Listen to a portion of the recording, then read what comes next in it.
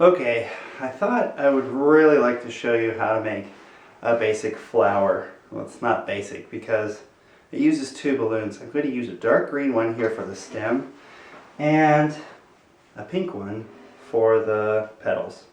So let's make the stem first. I don't think I need 5 pumps for this one. I think I need 6 or 7, so I'm going to go 6 this time.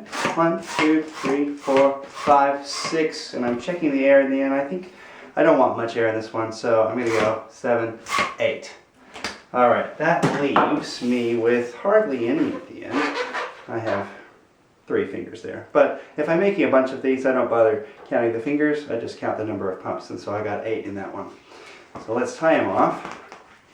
And first, we'll start with the petals. So for the petals, I'm going to, some people like to do a fold twist, which is you fold it without twisting that part, and then you twist the whole thing.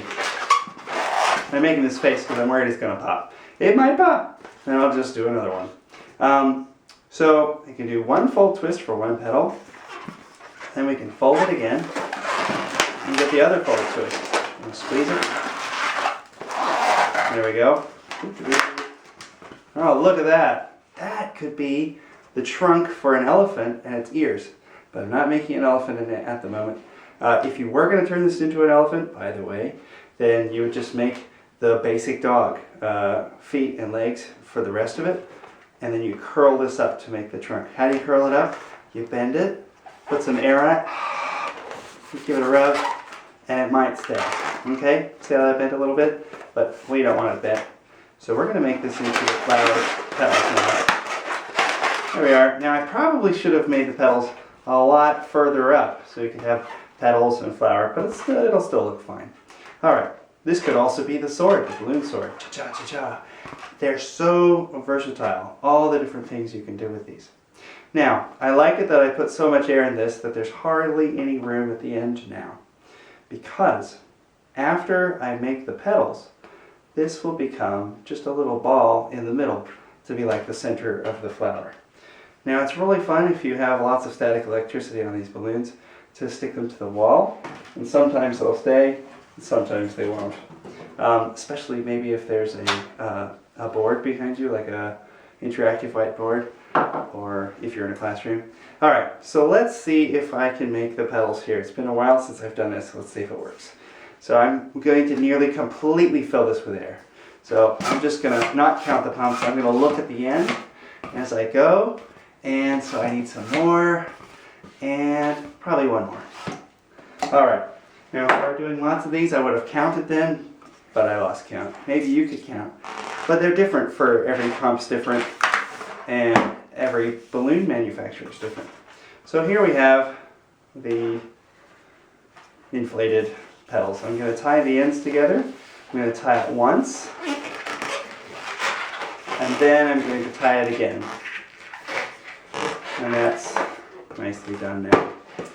So, we want the center of the petals to be where the knot is.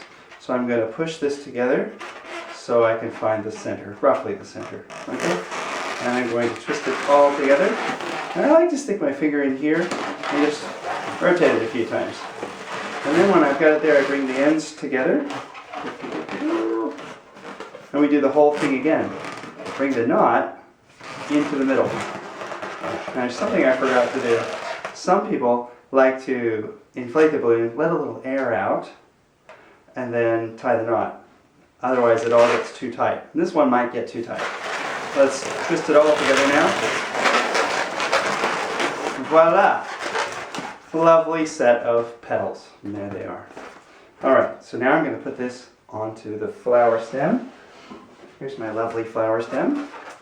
And to get the ball to go on the end, I'm just going to twist about a 1 by 1. So if that's 1 this direction, I just want it 1 that direction. So, I didn't quite get it. So there we are. It's still got that little thing on the end, so I'm going to squeeze that out. And there we go. Not quite 1 to 1. It's an oval, but that'll do.